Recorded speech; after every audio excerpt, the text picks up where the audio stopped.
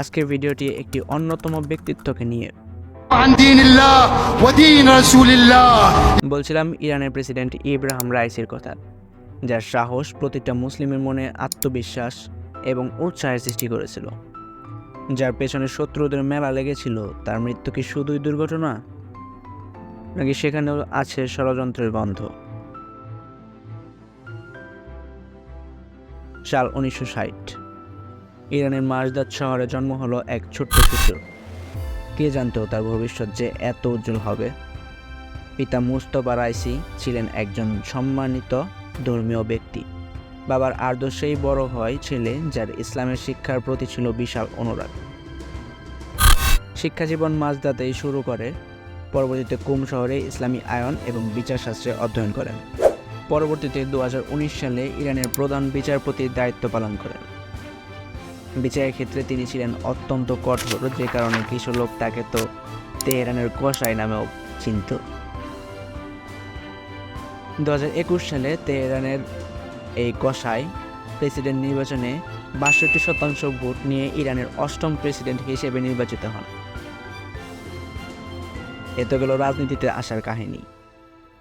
রাজনীতি তো সবাই করে, তাহলে তাকে নিয়ে এত মাতামাতি করার কি আছে? আসুন বলছি। বর্তমানে মুসলিমদের প্রধান শত্রু বলা যায় ইসরায়েলকে। ফিলিস্তিনের উপর এত নির্যাতনের পরও যেখানে পুরো মুসলিম বিশ্ব চুপ, সেখানে বাঘের মতো গর্জন করে ফিলিস্তিনের পক্ষ নিয়ে ইসরায়েলকে হুমকির মুখে ফেলে দেন এক নেতা, যিনি হচ্ছেন এই ইব্রাহিম রাইসি।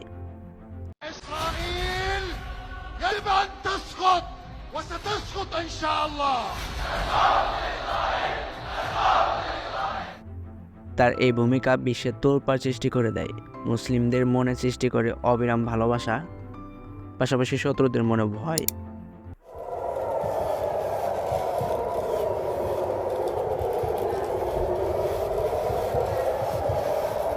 আর এই হুঙ্কার প্রতিটি মুসলিম ছেলের মনে সাহস জাগিয়ে তোলে এবং ফিলিস্তিনের মনে স্বাধীনতার আকাঙ্ক্ষা।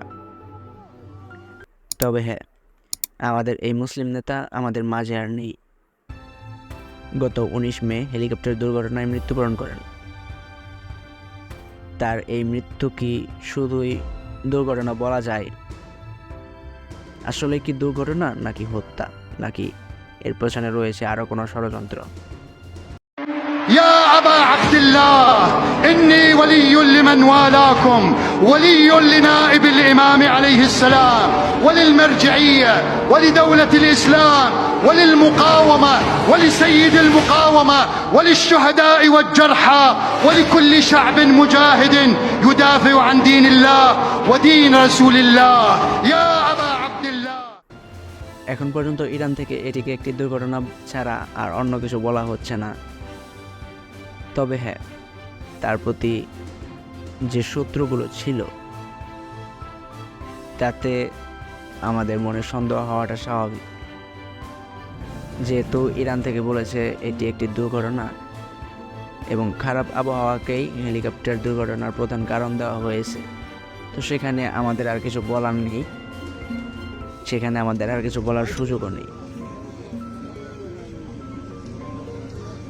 সেখানে আমাদের এটিকে হত্যা এবং ষড়যন্ত্র নামে আখ্যায়িত করারও সুযোগ নেই।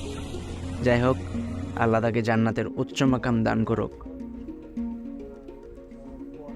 তবে হ্যাঁ, ইব্রাহিম রাইসি মরে গেলেও অমর হয়ে থাকবে তার আদর্শ, বেঁচে থাকবে তিনি আমাদের মনে আজীবন।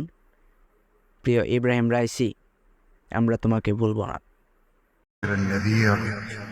السراج المنير سيدنا ومولانا وحبيب قلوبنا وطبيب نفوسنا المصطفى الأمجد المحمود الأحمد بن قاسم محمد